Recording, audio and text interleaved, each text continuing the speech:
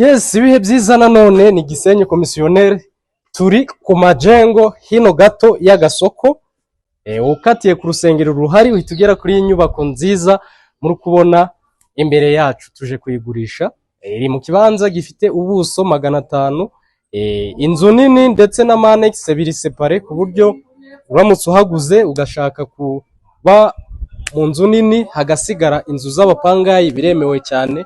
Hirya hariya kwa karaka bari kuko hejuru ni muri annex zindi zunganira iki gipangu. Karibu tujyane.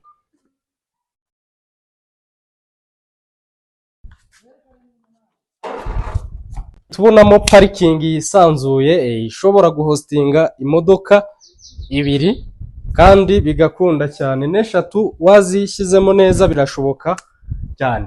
Iyi nzu ifite umwihariko kuko ni inzu yubatswe na nyirayo, amasima yayo ni mastic, murabona mu mbuga amapave ahari na amapave akomeye cyane, mbese hano hantu ni heza.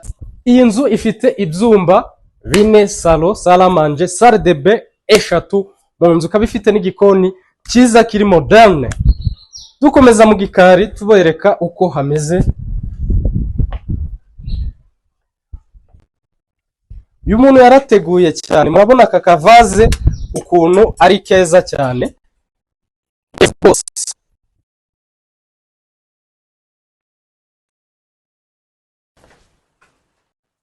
Yes, murabona hano ni mu gikari cy'iyi nzu nini, harimo inzu y'umukozi, dushe na toilette zo hanze.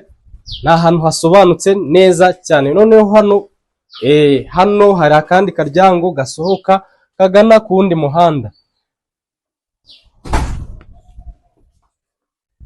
Yes, murabona twatibagiye kubabwira ko iyi nzu ifite aka balcony keza ko hejuru.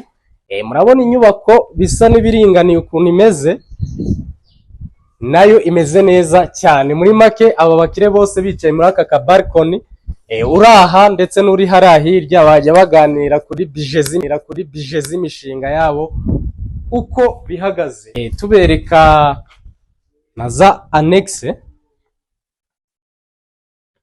Yes, uratekereza aha hantu tuhagurisha ngahe? Tera forfait muri comment niba baba bisoje. Iyi nzu turayigurisha miliyoni 130 z'amanyarwanda, kandi zishobora kugaragaramo ibiganiro byiza muri GC.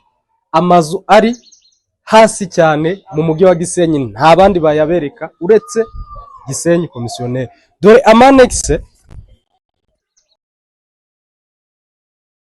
ari ifite ibyumba 2 na salo na salle de bain mu nzu, ndetse n'icyumba na salo aha hirya.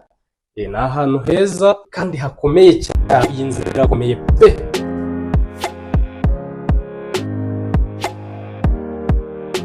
Igikoni cyiza, murabona ko uyu muntu yagerageje cyane. Noneho uyu muntu ararenze, hari ukuntu yagiye afata ibigega abicomeka hejuru, utamenya ahantu hari ikigega. Nibwo mbibonye hejuru hari ibigega byinshi.